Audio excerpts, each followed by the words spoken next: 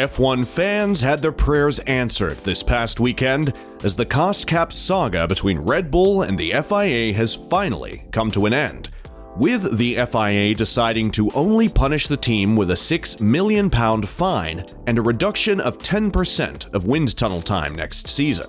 Now, we can debate about whether or not the punishment was enough some other time, but for today we're going to talk about another issue that Christian Horner has brought up, which is why their finances were leaked to the other teams on the paddock. But before we get to it, consider subscribing to the channel so you don't miss out on our latest uploads. Now that's out of the way, let's get started. All eyes were on Christian Horner and Red Bull this past weekend at Mexico as they were trying to put behind them an eventful month. Red Bull and Christian headed into Sunday's race seeking their 9th straight victory as a team, with either Max Verstappen breaking Sebastian Vettel's record and winning his 14th race this season, or Sergio Perez being the first Mexican driver to win an F1 race at the Autodromo Hermanos Rodriguez. Max won, in case you didn't catch the race. And on the flip side of all that, Horner and his team were accused by their rival teams of breaching the budget cap for the 2021 season, which then led to many fans calling for Verstappen's 2021 title to be stripped. This is what led Christian and the team to begrudgingly accept guilt for breaching the budget and finally put an end to the madness. It's a competitive business, and Formula One sometimes can be a nasty business. And the problem is, the higher you rise, the sharper the knives, said Horner in his interview with the Associated Press. The other teams on the paddock would agree that it was time to put the issue to bed, even though not all of them didn't like Red Bull's punishment. We have to move on. The penalty is what it is, Ferrari sporting director Laurent Mekies said Saturday. We certainly feel it is low. Alfa Romeo team principal Frédéric Vasseur added, "The biggest punishment for a team is to accept that they were overspending in terms of image, and we don't have to underestimate this one, for your employees, for your sponsors, and so on." While to many it may seem that Red Bull's punishment was too soft, Christian would say the complete opposite and say to the media, "We could have been looking at a 12-month period to have this situation closed," he claimed. The amount of speculation, commenting, and sniping that has been going on in the paddock, we felt that it was in everyone's interest, our interest, the FIA's interest, in F1's interest, to say, we close the book. And we close the book here and today. We accept the penalties, begrudgingly, but we accept them. The more draconian part is the sporting penalty, which is a 10% reduction in our ability to utilize our wind tunnel and aerodynamic tools. I've heard people reporting today that it's an insignificant amount. Let me tell you now, that is an enormous amount. That represents anywhere between a quarter and a half a second of a lap. Christian would then request the FIA to put the money they will be paying to good use and invest it into struggling championships, such as the W Series, which had to wrap up their season prematurely due to funding difficulties. It's an enormous amount of money, and obviously it's down to the FIA what it chooses to do with that money, he said. We just hope it gets put to good use. Obviously, we see championships that are struggling at the moment, and hopefully it can do some good. And now that the FIA's investigation on Red Bull has finally concluded, it's looking like the tables will turn, and it'll be Red Bull who will be conducting an investigation on the FIA for leaking their finances before they even heard about the issue themselves.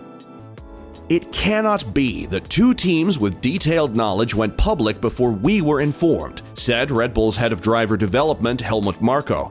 The FIA says they don't know how this came out, but it's weird that certain things from an ongoing process are being exposed. That's defamatory. I just find it amazing that something like this gets made public. Of all the teams that were vocal about hinting that Red Bull had overspent before the FIA's confirmation, Mercedes was undoubtedly the most vocal one. But team boss Toto Wolff would shrug off Marco's concerns and say that he doesn't believe that the news came from the FIA, but from those in the know at Red Bull.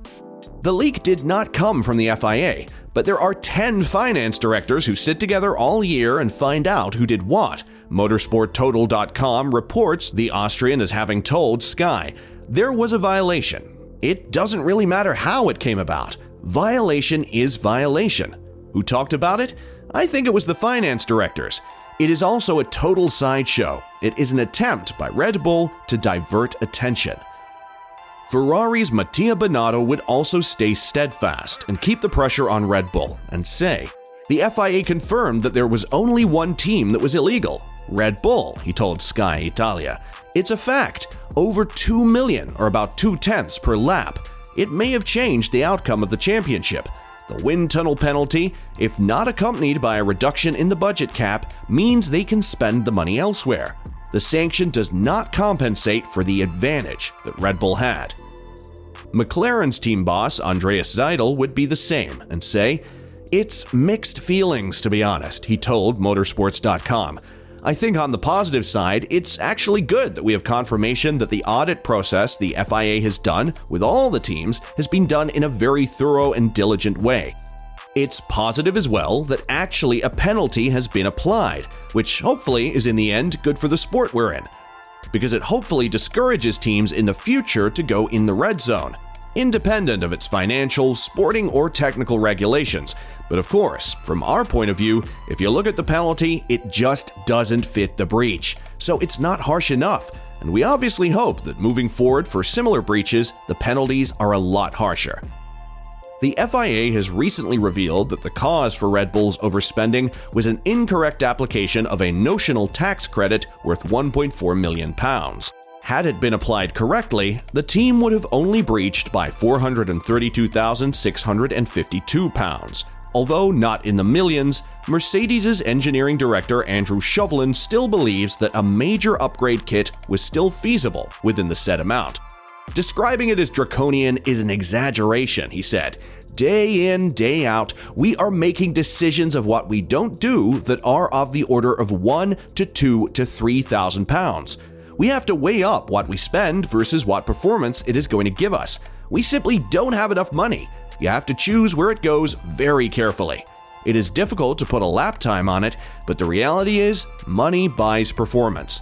In terms of the cost of an update kit, that £432,652 could easily be a major update kit. And there you have it, guys. So, was the FIA's punishment too soft for what Red Bull had possibly gained? Let us know in the comments section below. And as always, don't forget to like and subscribe to the channel if you haven't.